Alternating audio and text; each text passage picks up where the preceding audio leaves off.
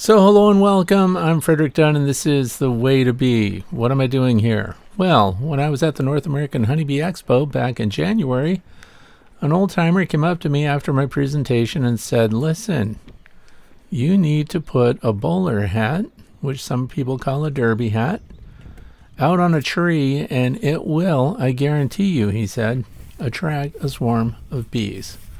We're going to put that to the test because I want to honor my word. I told him, hey, you know what? I'll try that.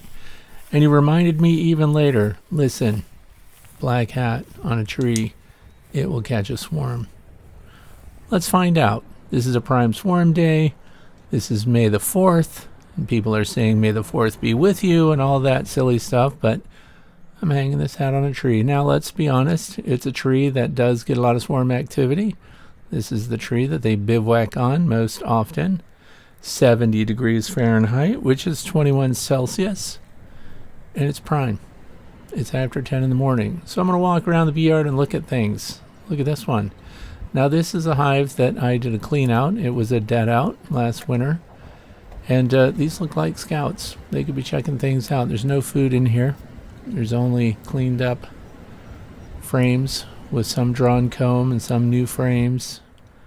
And I figure if I catch a swarm, this will be a good one to put into it. And I figure since bees are already checking it out as a potential residence, single Langstroth deep, we'll put them in there. And what happens? Right on cue, a swarm. No big surprise. I mean, I told the people that listen to me that on Monday, expect a swarm. It's the highest swarm potential day of all the days for the next 7. And it wasn't wrong. I also told them it would happen between 10 a.m. and 3 p.m. And guess what time this is? It's 10 a.m. Now, this doesn't look like a full-blown swarm yet. It looks like they're coming and going. They're doing that thing where they hover in front of the hive like they're expecting something to happen. They do this like they're anticipating the departure of the queen, which would be, of course, the existing queen, the older queen, the mated queen. And this would indicate to us that new queens are being made, and their cells are probably just about capped, if not capped already. And sure, business as usual. Pollen is still going in. They're foraging. There's dandelions. There's apple trees. There's all kinds of stuff in the environment. What just happened? Well, you know what? The old timer in the wheelchair who told me that if I would just hang a hat, the bees would think that that's a swarm and they would join it. So we look back at this hive too. There's another swarm coming out. 2 swarms at one time? That's borderline annoying. This one's coming out of my keeper's hive because I haven't supered the keeper hive yet. I'm behind on swarm control, which is interesting. But I like to play with swarms, so it doesn't bother me in the least. But now I have kind of the battle of the swarms for this hat. I'm going to show you how to hive this. It's going to be interesting. It's going to be fun. And I have to say that this feels, a little fakey.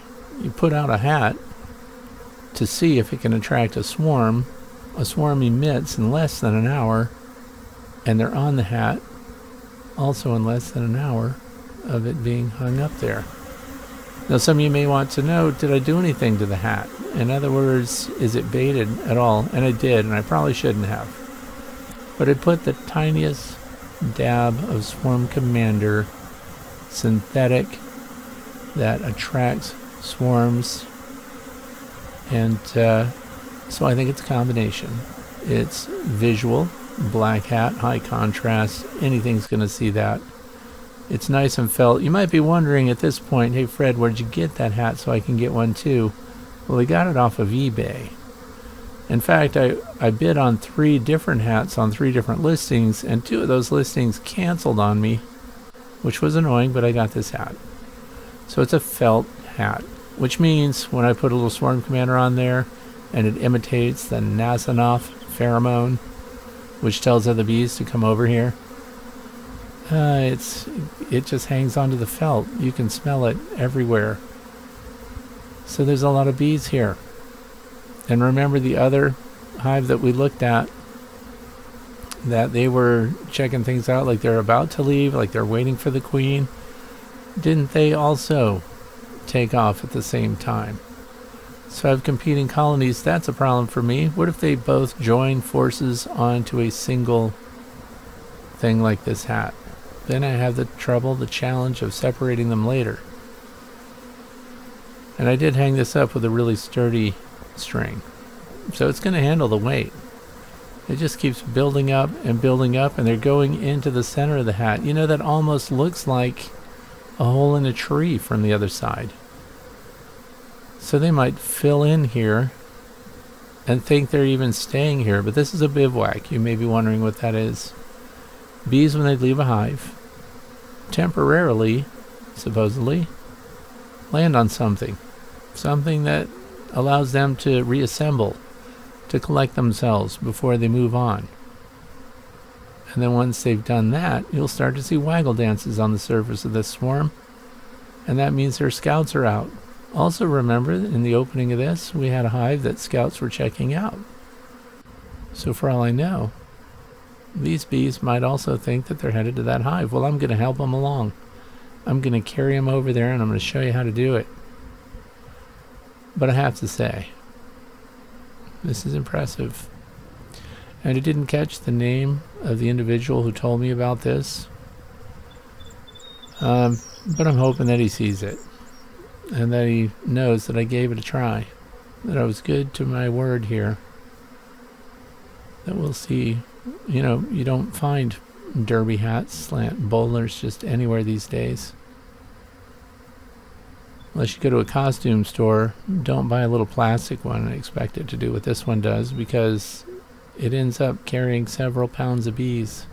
You don't want it to fall apart. They also have a really sturdy clamp on it that's lashed to that branch. So what do you think? Would you do it? Too good to be true? So here it is. Look at all the bees. Now, of course, I have my suspicions. Look at the direction these bees are coming from. This doesn't feel like just one location or just one swarm.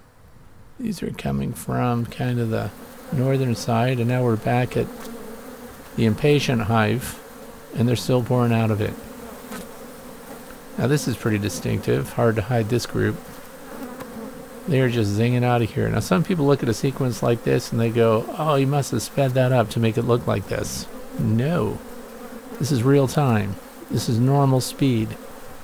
This is what the bees are doing when they're leaving. You might wonder how many of them would leave the hive. Well, the people that count bees would say that about 70% of the original population of the hive. And this is a 10 frame Langstroth deep with a medium super on it. All full. Clearly I didn't get ahead of these, which is no great surprise. I don't worry about swarms because I like to catch them and manage them and push them around and see what I can do. See what I can get them to do for me. And that's what's going on today.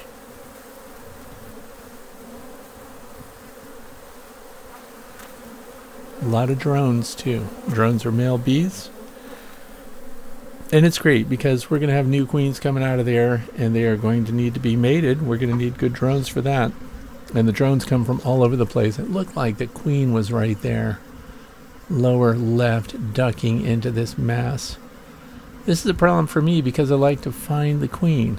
If you can find the queen and collect her, you control the swarm.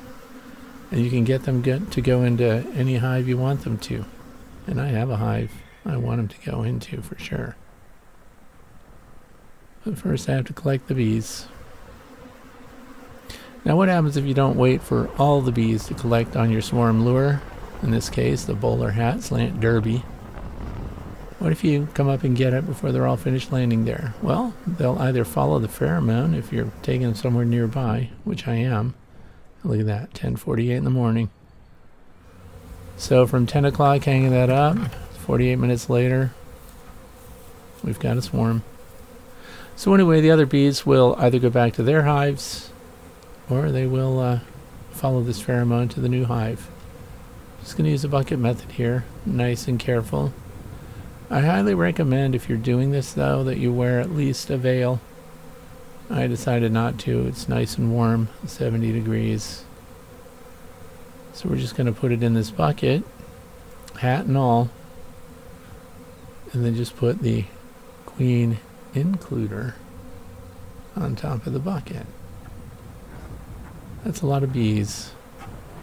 7-gallon bucket, if you're wondering. They're translucent, so you can see the bees inside and how they get situated. That's a heavy hat. Queen excluder, slant includer, because I'm keeping the queen inside the bucket. See what I did there? And we're going to watch it for a little bit, of course, because we want to make sure we have the queen. If we don't have the queen, you know what'll happen? The bees will just fly out of the bucket.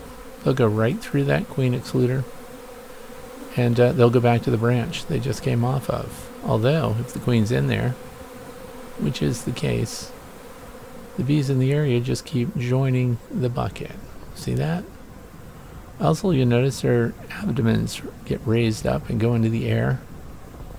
And that's because they're going to spread the Nasonov, the pheromone that lets other bees know, hey, the queen's over here. That is the classic pose for a Nasonov, aka honeybee influencer, right there. See the posture, all 6 legs stretching out, her head's down, her abdomen's high, and she's fanning her wings to spread that around to let them know, here's the queen, come hang out with us. And they do.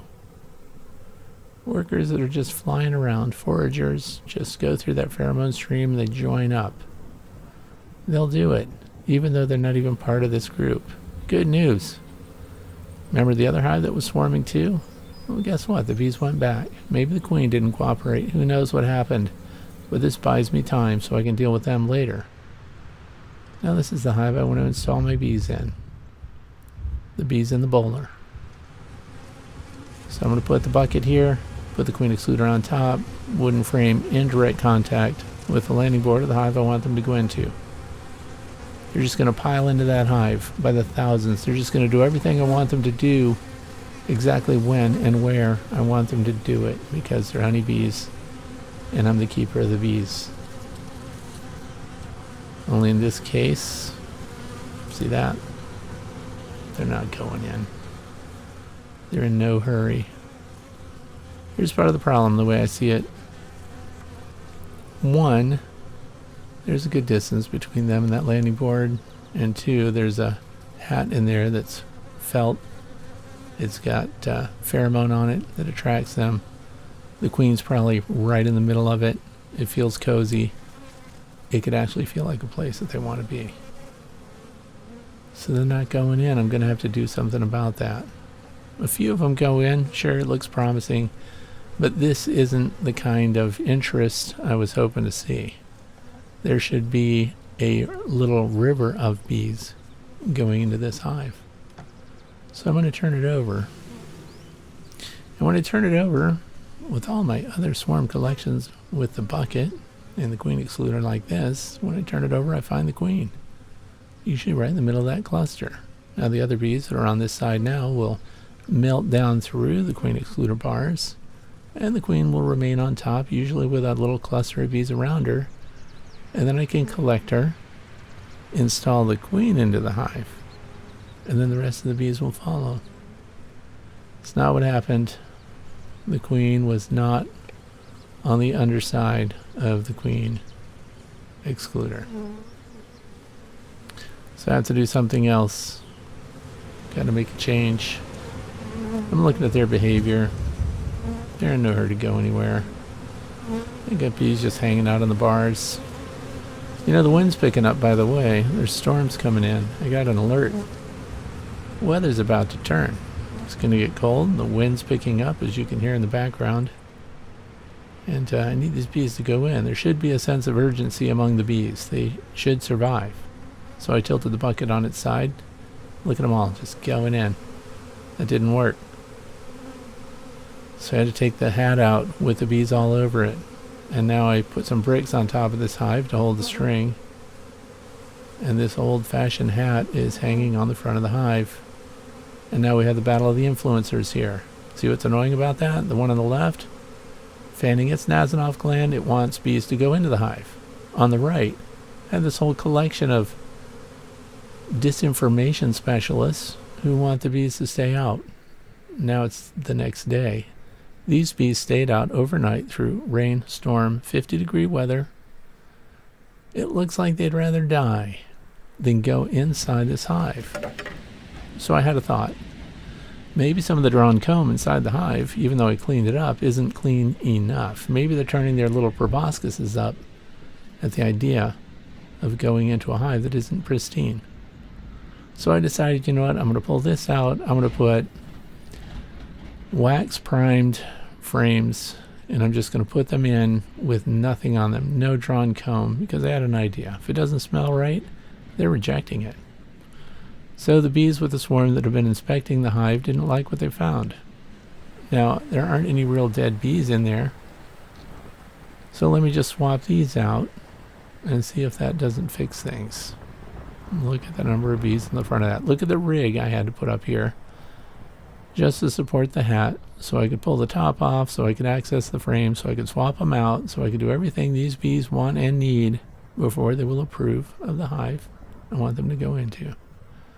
I'm paying attention to the behavior on the surface too.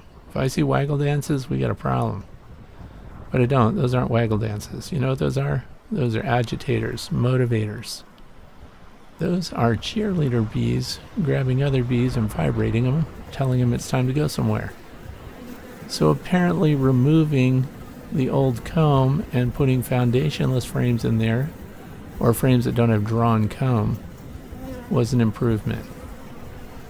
It didn't cause a huge rush, but steady stream of workers decided to accept the fact that I've changed what's going on inside the hive, and they're going in. That's good news. Look, I picked up an influencer.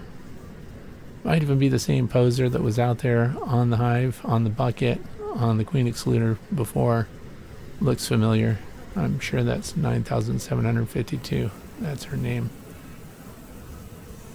And they're fanning. They're going in. We win. Look, our influencers are better than their influencers. And they all went into the hive. We have a better day. Oh, look what happened here. Somebody showed up without groceries and tried to join.